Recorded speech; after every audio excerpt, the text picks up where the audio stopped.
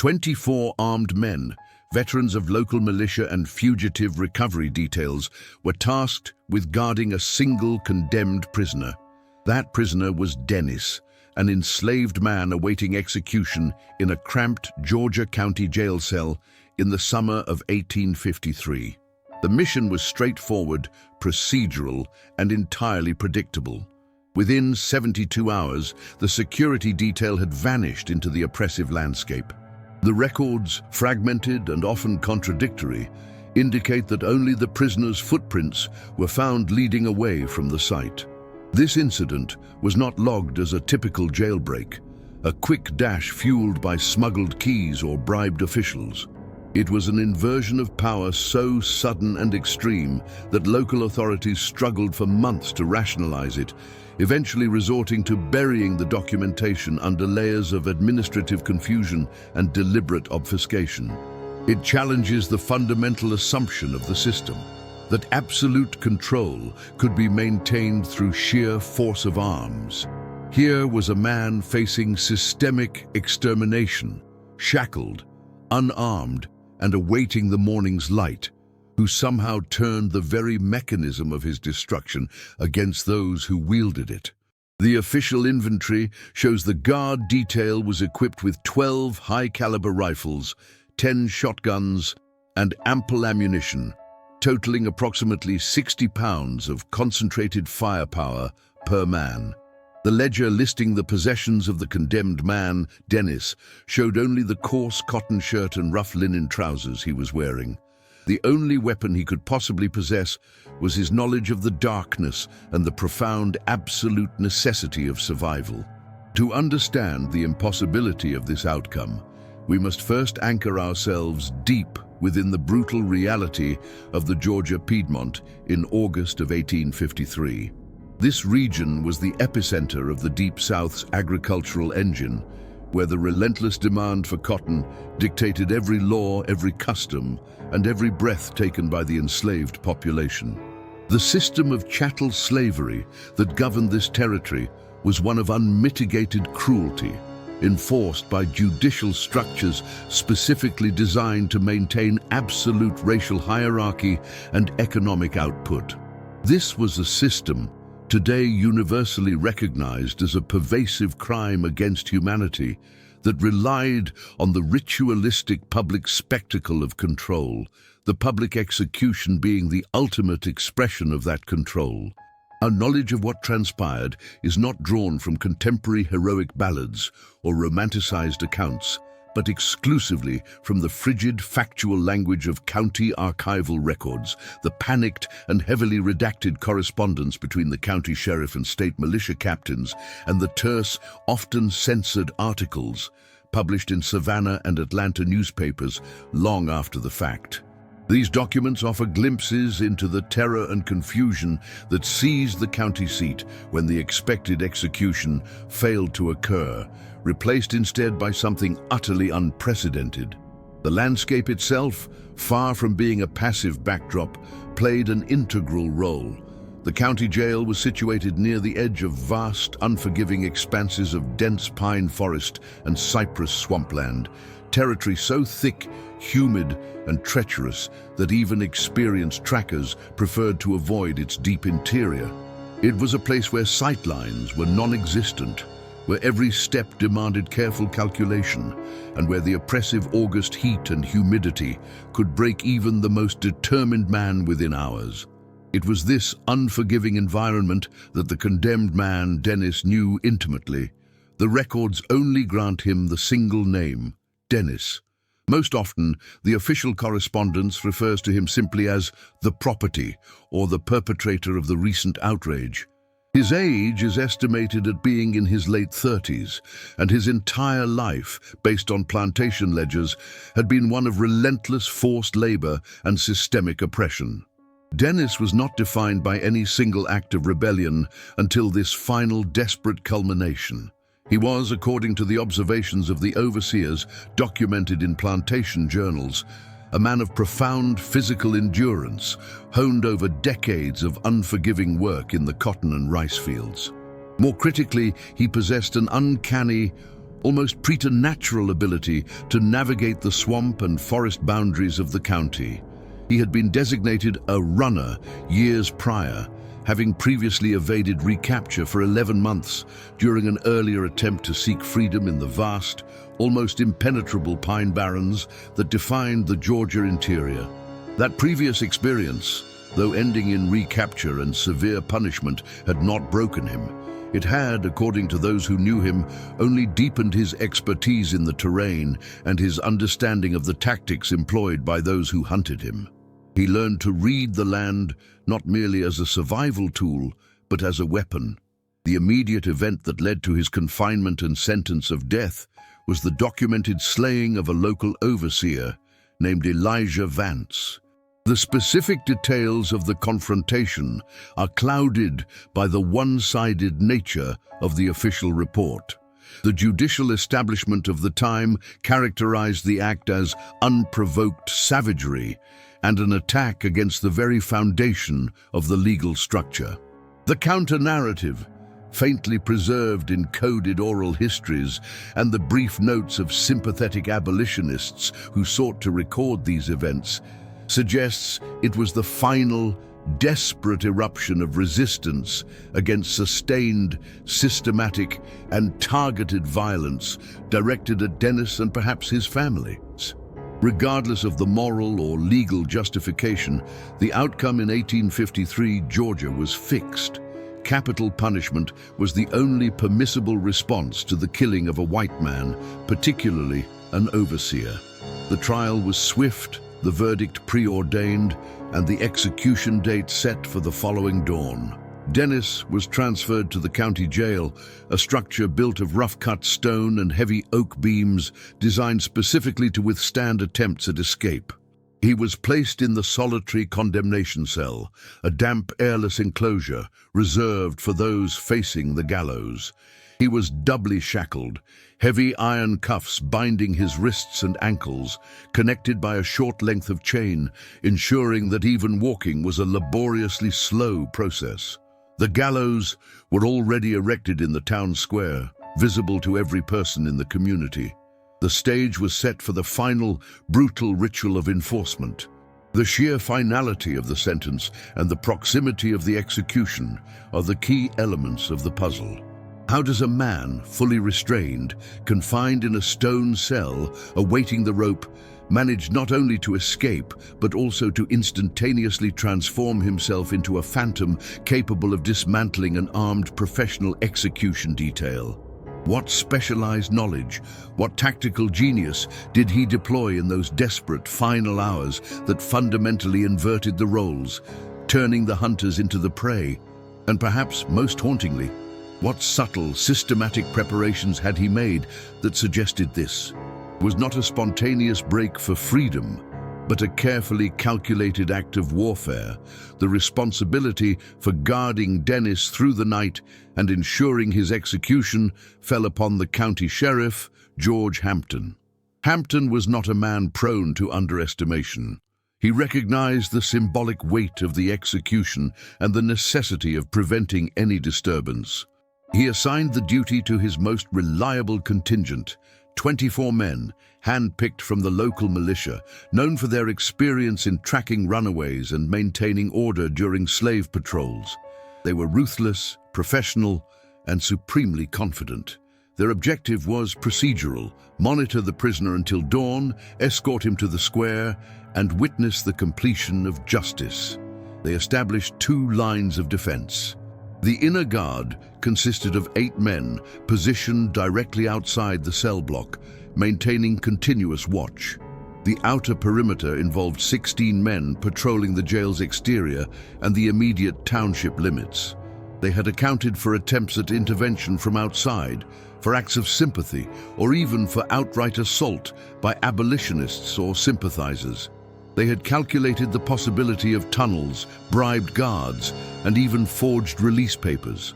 They were ready for almost every standard scenario of resistance. They were not ready for Dennis. As the oppressive humidity of the Georgia night deepened, settling like a suffocating shroud over the pine forests, a creeping, unnatural silence began to pervade the area around the jail. The guards were complacent. They believed they held the superior position, a massive imbalance of power, weaponry, and numbers. They knew the prisoner was secured, awaiting the inevitable. The initial confusion began not with a crash or a cry, but with the failure of communication. Around 3 o'clock in the morning, the relief patrol for the South Quadrant failed to report in. Sergeant Marcus Cole, the commander of the night watch, dismissed it initially as negligence or heat exhaustion. "They'll be back," he muttered, documented in a later sworn affidavit by one of the surviving guards, too hot for men to keep their wits about them. Audrey, this confidence, this casual dismissal of the environment and the condemned man's capacity would prove catastrophic. The loss of communication signaled the beginning of the end of their control. The records suggest that the initial incidents were interpreted by the remaining guards as isolated accidents. But as the darkness held and the dense fog that often rolls in from the nearby river bottoms began to weave through the trees, obscuring all but the nearest objects, the systematic dismantling of the security apparatus began in earnest. The hunters had become enclosed, unknowingly, within the trap of their own making. The environment, the oppressive stillness, and the invisible presence of the man they believed to be utterly defeated were all converging against them. The 24 armed men, operating under the assumption of absolute superiority, were about to discover the profound terror that comes when the captive not only escapes, but reveals himself to be the orchestrator of a calculated and deadly counterstrike. The initial, faint evidence of preparation was subtle. A displaced stone outside the jail, a single deep cut in the heavy exterior oak door, barely visible in the lantern light, testimony to a determination that defied the capabilities of a man in shackles. The final ritual of the Georgia justice system was not going to occur at dawn. Instead, a more ancient, more terrible ritual was already underway in the humid darkness. The initial chaotic violence of the break had achieved its immediate goal: survival. The condemned man, whose identity was known only through the stark, functional designation of property in the county records, had vanished into the dense undergrowth bordering the Ocmulgee River, a vast, complex labyrinth of ancient cypress and suffocating humidity that defined central Georgia in the summer of 1853. The speed of the response was not merely a matter of law enforcement. It was a societal imperative, a defense mechanism of the entire economic structure. A condemned slave who killed his executioners and escaped was not just a fugitive. He was a symbolic wound in the absolute authority required to maintain the peculiar institution. Within hours, the alarm had traveled across the wire, slowly by modern standards, but lightning fast for the period. The initial pursuit, a disorganized and furious collection of local deputies, hastily deputized planters, and overseers driven by vengeance and the terror of disruption, quickly failed to pick up a clear trail. The escapee had used the confusion of the jailhouse break, an event of documented staggering brutality against the guards, to his advantage, moving not in the expected straight line of panic, but in complex calculated vectors across waterlogged terrain designed to erase his passage. The system demanded a response that was overwhelming, immediate, and utterly decisive. Failure was not an option, as failure suggested vulnerability, and vulnerability suggested the possibility of rebellion. Therefore, a specialized force was quickly assembled. The slave patrol, augmented by professional slave catchers imported from neighboring counties and armed with the full, unquestioned authority of the Georgia judiciary. This was the contingent that arrived at the edge of the wilderness approximately 24 hours after the breakout. They numbered 37 men, all experienced, all heavily armed with repeating rifles and shotguns, and supported by a pack of 6 highly trained hounds, dogs bred specifically for the meticulous, relentless tracking of human scent over the most unforgiving geography. They were confident, almost bored, in their certainty. They had tracked, caught and returned or destroyed hundreds of runaways. The forest was their hunting ground, and the idea that one man, starved, exhausted, and fleeing the shadow of the noose, could outmaneuver this organized, systematic machine was an absurdity that fueled their collective arrogance. Their leader, a seasoned slave catcher whose reputation stretched from Macon to Savannah, issued the standard orders: maintain a tight formation, ration water, and trust the dogs. The man they were chasing, they believed, was a scared animal seeking a hiding hole. The initial hours of the pursuit, however, began to introduce the first unsettling anomalies into the patrol's rigid worldview. The trail began deceptively easy. The dogs found the scent almost immediately near the banks of the Ocmulgee, where the fugitive had briefly crossed a patch of dry clay before plunging into a tributary creek. The professional trackers noted the depth of the prints, deep, heavy, suggesting a man carrying an unexpected burden, though historical records could offer no clue as to what he might have carried from the prison. This weight suggested not a quick sprint, but a sustained, burdened march. The first pattern interruption occurred roughly 4 miles into the wetlands. The dogs, which had been baying confidently, suddenly slowed, their tails dropping.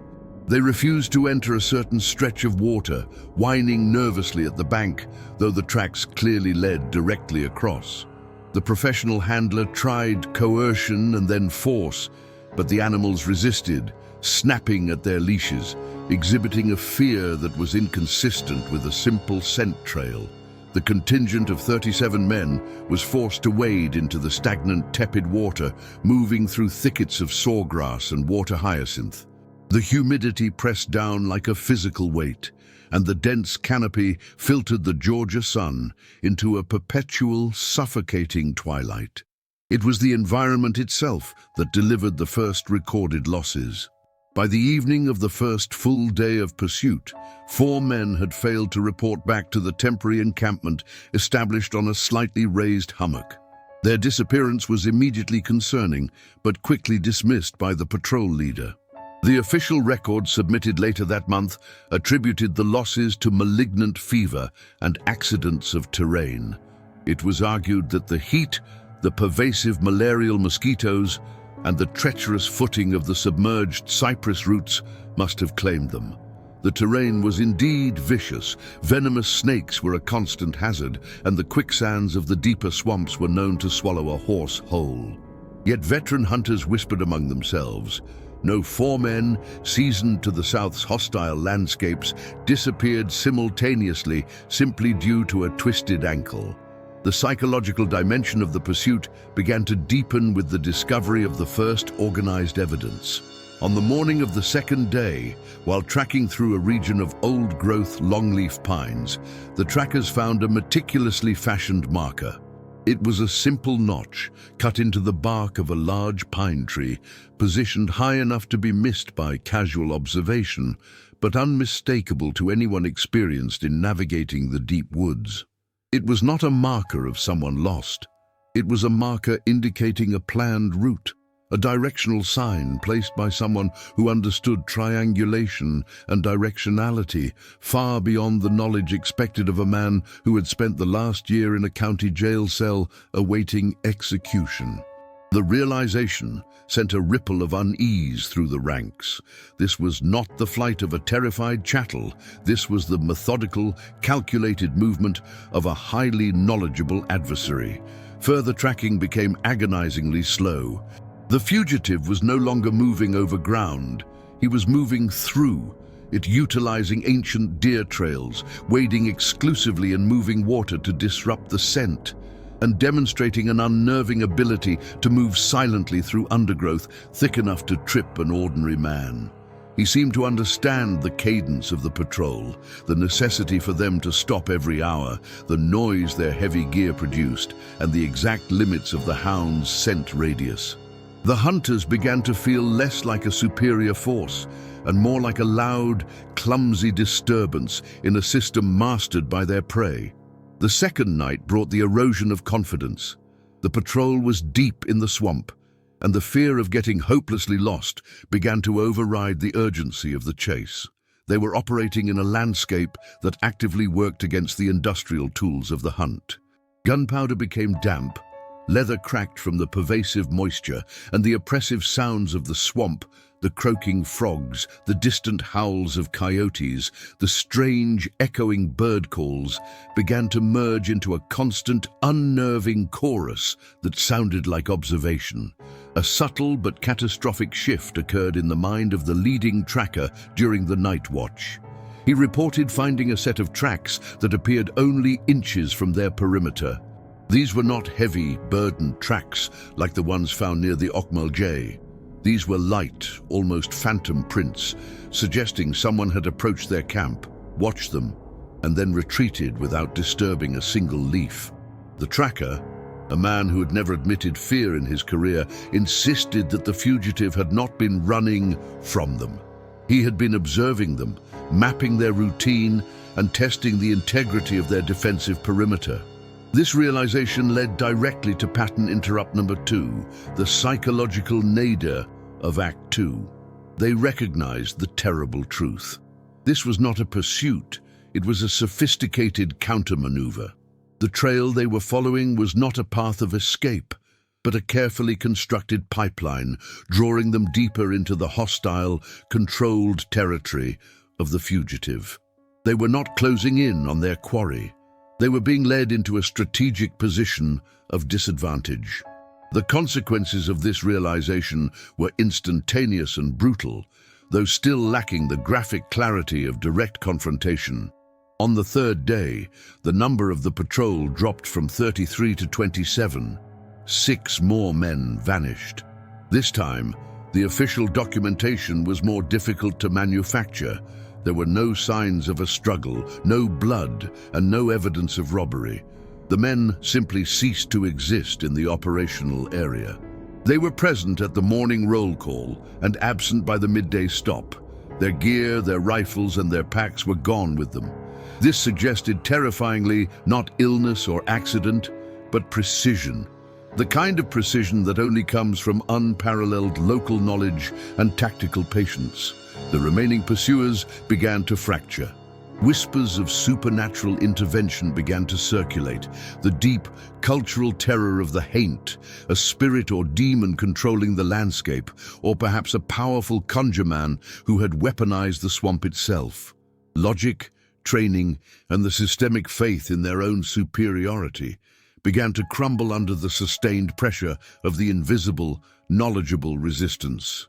A junior deputy was found weeping quietly by a stand of river cane, claiming he had seen movement just beyond the visibility line.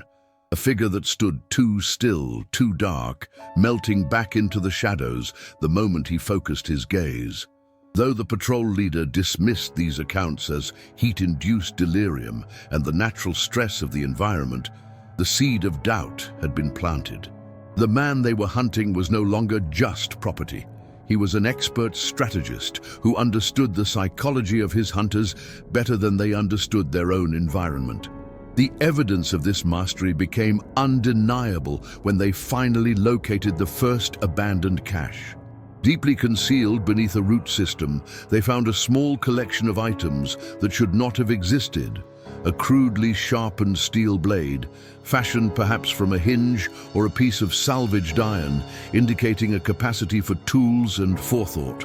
A handful of dried rations, suggesting prior preparation and weeks, perhaps months, of planning, and most critically, a small, worn piece of parchment that contained hand-drawn, highly accurate topographical sketches of the immediate area, marking specific landmarks, deep water crossings, and defensive choke points. The patrol leader, reviewing the sketch, felt a cold dread supersede his fear of failure. The maps were astonishingly detailed, marking routes they themselves had considered too treacherous or too well known only to the oldest local indigenous tribes. This was not the work of a desperate man making a sudden break.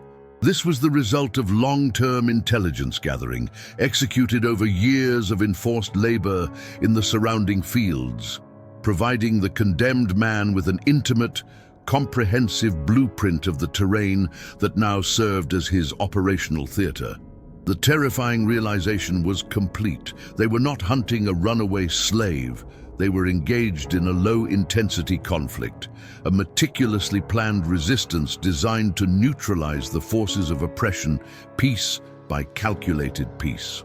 The vast, humid wilderness of central Georgia had become the deadliest kind of trap.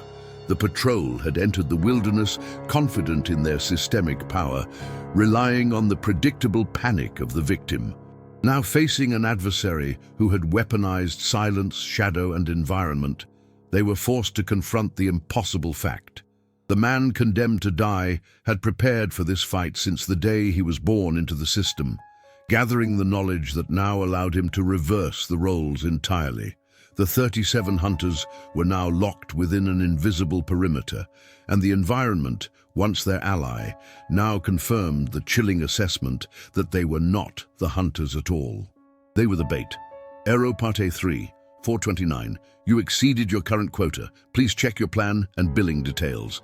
For more information on this error, head to https://google.dev Gemini API docs rate limits. To monitor your current usage, head to https://joule.ai/dev/rate limit. Quota exceeded for metric.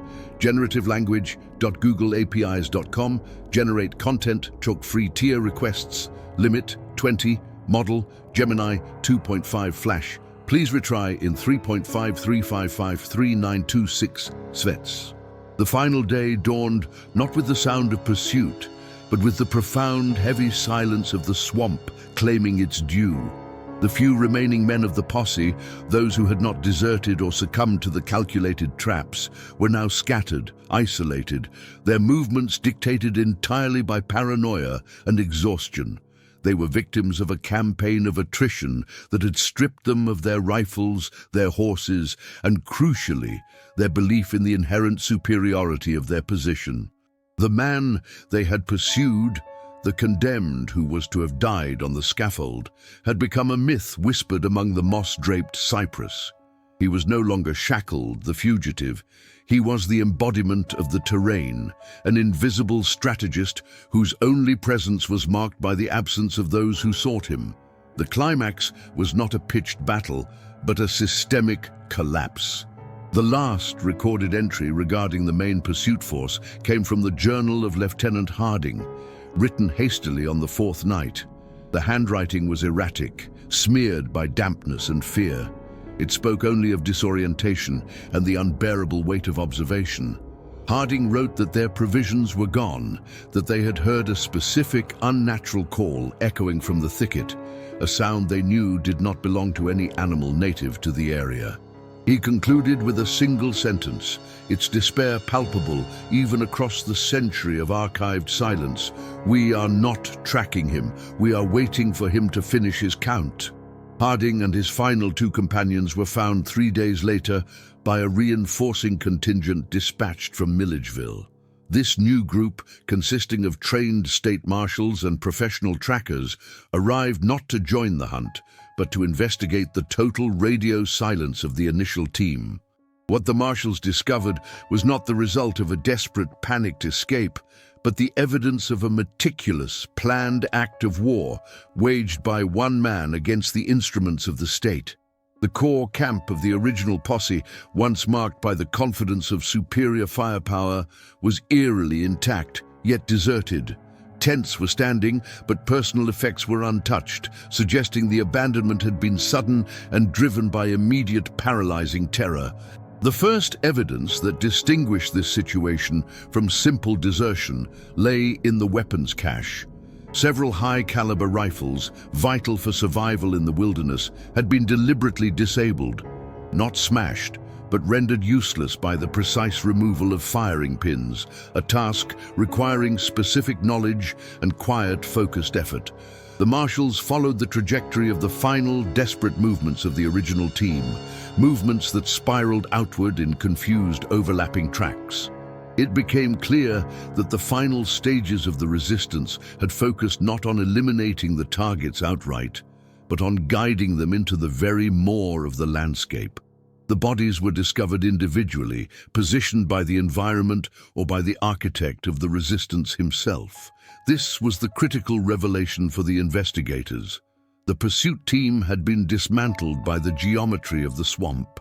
One man was found hopelessly mired in a patch of quicksand, carefully obscured by water hyacinths, a trap that would not register as human malice in any official report, yet demanded extensive knowledge of hydrological shifts in the area. Another was discovered several miles away, having died of exposure and dehydration after his canteen and supplies were surgically removed from his pack during a momentary lapse of attention. Lieutenant Harding was found near a small, dry mound, the last sanctuary sought by the group. His final fate spoke volumes about the psychological nature of the conflict. He bore no obvious wounds of violence. Instead, the evidence suggested he had succumbed to a combination of exhaustion, fear, and a total inability to distinguish between friend and foe in the surrounding shadows. The official report, meticulously drafted by the lead marshal, cited the cause of death as acute environmental stress leading to systemic failure.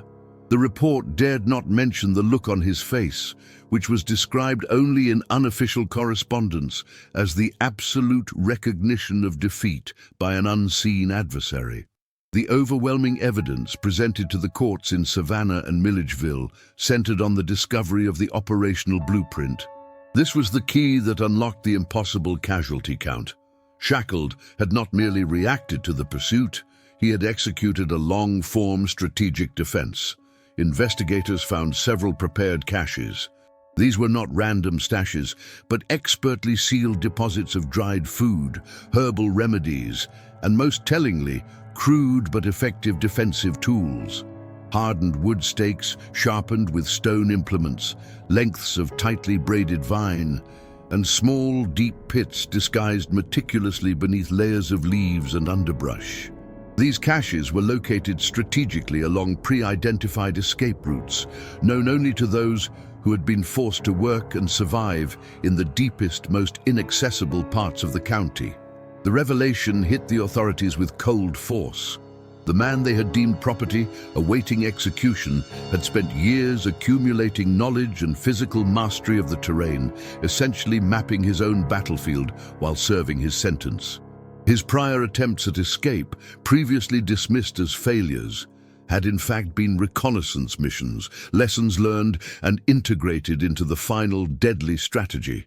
The official documentation of the incident, often fragmented and subject to later redaction, struggled desperately to assign a logical, non-threatening explanation to the systematic annihilation of an armed, mounted posse. They tried to blame natural disaster, fever, or the inherent danger of the wilderness. Yet the evidence of human agency was undeniable. The marshals concluded that the target had employed sophisticated techniques of misdirection and ambush that maximized the lethality of the natural environment. He utilized the oppressive fog to disorient their tracking dogs, forcing the animals into disarray by using strong-smelling resins gathered from the deep woods, rendering their specialized skill useless. He manipulated the paths they took, guiding them away from safe clearings and toward the treacherously soft ground near the riverbeds, forcing the heavily equipped men to abandon their mounts and their tactical advantage. This was not a glorious fight. It was psychological warfare rooted in intimate geographical knowledge. The true moment of understanding for the reinforcing marshals came upon examining the surviving rifles and equipment. Several gun barrels were found clogged with a mixture of mud and fine sand, rendering them catastrophic to fire. This clogging was clearly manual, achieved while the owners slept or were distracted. It wasn't the speed of the fugitive that defeated them, but his patience, his ability to approach and neutralize armed threats silently, under the cover of the dense night canopy, while the pursuers were consumed by exhaustion and the growing dread of the unknown. The detailed report concluded with an analysis that bordered on grudging respect. The individual demonstrated an unparalleled ability to utilize existing resources, both plant and geological, to establish a sustained defensive posture. His movements were calculated to leverage the systemic weakness of the mounted patrol in swampy environments, targeting their supply lines and morale rather than engaging in direct confrontation. The case of the condemned slave, destined for the gallows in 1853 Georgia, closed officially with the designation, "Never apprehended." He simply vanished. The implications of his disappearance and the manner in which he dispatched his executioners reverberated throughout the Deep South, far beyond the confines of that specific county. The system of chattel slavery relied fundamentally on the principle of absolute control, the psychological certainty that resistance was futile and punishable by death. When the final punishment, execution, was not only evaded but reversed, it struck at the very heart of the power structure. Newspaper accounts of the time, often heavily censored or manipulated to preserve public order, hinted at the scale of the failure. There was talk of a band of runaways, Indian hostilities, or unnatural forces in the wilderness. The official narrative desperately attempted to dilute the agency of the individual. They could not admit that one condemned man, stripped of every right, weapon, or ally, had leveraged his intimate knowledge of the prison farm and the wildlands to overcome a fully armed contingent of the state's security apparatus. The immediate consequence was a documented tightening of patrol protocols. New laws were introduced requiring stricter accounting of time spent by enslaved workers in the peripheral areas of plantations, particularly near natural borders like rivers or extensive swamps.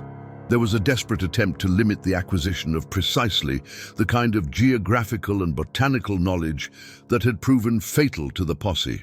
Yet, despite the suppression, the story survived.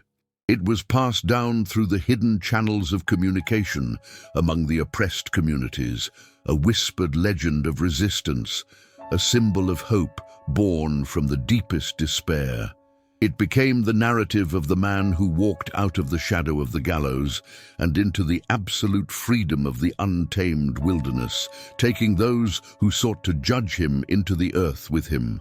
He was a living testament to the possibility that even when reduced to property, the human spirit, armed with knowledge and necessity, could still achieve an impossible victory over overwhelming force. This incident, often expunged from primary state historical archives and relegated to footnotes in regional studies, stands as a crucial example of extreme individual resistance against the established terror of the chattel slavery system, a system today universally recognized as a profound crime against humanity. The story of the man who escaped the death row in Georgia in 1853 is not a glorification of violence, but a sober, factual accounting of the lengths to which individuals will go when all other avenues for justice, survival, and fundamental human dignity have been violently closed off. He was never found, and in the historical records of the pursuit team's demise, we find not the tale of a mere fugitive, but the detailed evidence of a brilliant strategist who utilized the very environment that symbolized his confinement as the ultimate weapon of liberation. His freedom was cemented by the absolute silence that followed the final day of the hunt, a silence broken only by the marshals' discovery of the inevitable conclusion.